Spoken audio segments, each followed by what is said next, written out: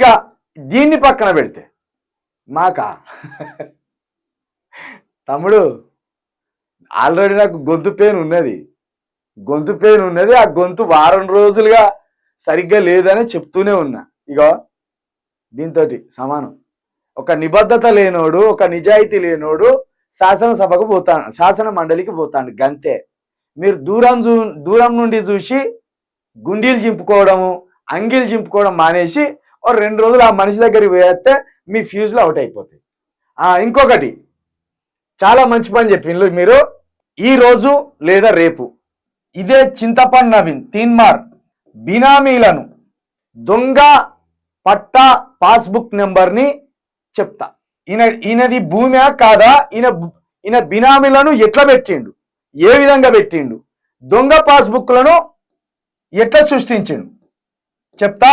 దొంగ పాస్బుక్ల వ్యవహారం కూడా చెప్తా. అన్నీ ఉన్నాయి. నేను మాట అంటే మాట మీద నిలబడతా. బినామీలను నువ్వు పెట్టినవా, లేకపోతే దొంగ పాస్బుక్లు సృష్టించినవా, దొంగ పాస్బుక్ నెంబర్లు చేసినవా అనేది కూడా చూపెడతా.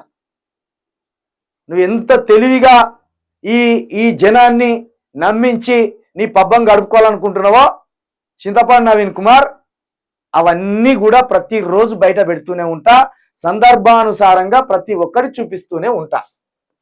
ఇక ఇప్పుడుంటే నవీన్ కుమార్, ఇన్ని రోజులు నువ్వు ఇతరుల మీద నిందలేస్తూ బతికినావు కదా, ఇప్పుడు ఉంటుంది ఒక ప్రజాప్రతినిధిగా నీ ఒక్క కథ ఏంది, నీ దుర్మార్గాలేంది ఇప్పుడు ఈజీ అయిపోతాయి. ఇంకా ప్రజలకు తెలవడం ఇప్పుడు ఈజీ అయిపోతాయి. ఎందుకంటే ఇన్ని నాళ్ళు నువ్వు ప్రతిపక్షం వైపు ఉన్నట్టు మాట్లాడి ప్రజల వైపు ఉన్నట్టు మాట్లాడినావు కదా, ఇక ఇప్పుడు తెలుస్తుంది నీకు అసలు విషయం, అసలు భాగవతం.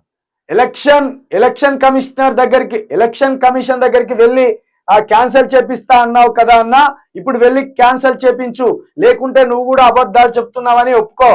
మిత్రమా కృణాల్ కిరణ్, మనం ఇట్లా పెట్టంగా ఎలక్షన్ కమిషన్ చూసి ఇట్లా వచ్చే తమ్ముడు, దాన్ని మనం ఒక ఫిర్యాదుగా ఇస్తాం. ఆధారాలు తీసుకపోయి ఒక ఫిర్యాదుగా ఇస్తాం. ఇచ్చినప్పుడు ఇక ఎలక్షన్ కమిషన్ గంత ఫాస్ట్ గా చేపిస్తే రేవంత్ రెడ్డి ఎన్నిక ఊసిపోవు. ఇప్పటికే అనేక మంది అవినీతి ఎమ్మెల్యేలు ఉన్నారు, ఆ మంత్రులు, వాళ్ళందరూ ఊస్తావు. ఎలక్షన్ కమిషన్ నెమ్మదిగా నిద్రపోయినట్టు చేస్తుంది. గంత స్పీడప్ ఉంటే బాగానే ఉండు. మేము ఇప్పటికే తీసుకుపోయి ఎలక్షన్ కమిషన్కి ఇచ్చిన ఆధారాలు ఇప్పటికే ఇంకా బయట పెడతలేరు వాళ్ళు. మేము చూపించినాం, ఇది దొంగ పాస్బుక్, ఇది దొంగ పాస్బుక్ నెంబర్ అని ఇప్పటికీ పెట్టాం, మళ్ళా పెడతాం. ఇంకో ఆధారం వచ్చింది, అది కూడా తీసుకుపోయి పెడతాం. తీసుకుపోయి చట్టానికి ఇవ్వడం మా బాధ్యత. చట్టానికి ఇచ్చినవి మళ్ళీ తీసుకొచ్చి తెర మీద చూపించడం మా బాధ్యత. అంతేగాని సార్ కొట్టేయి సార్ ఇలా సాయంత్రానికి అంటే కొట్టేయారు. అక్కడ దానికో ప్రాసెస్ ఉంటుంది. ఆధారాలు మాత్రం నీట్గా తీసుకొచ్చి ఇచ్చినాం, మళ్ళా తీసుకుపోయి ఇస్తాం. ఇంకో ఆధారం వచ్చింది, అది కూడా తీసుకుపోయి ఇస్తాం. ఆ మాత్రం అవగాహన లేకపోతే ఎట్లా?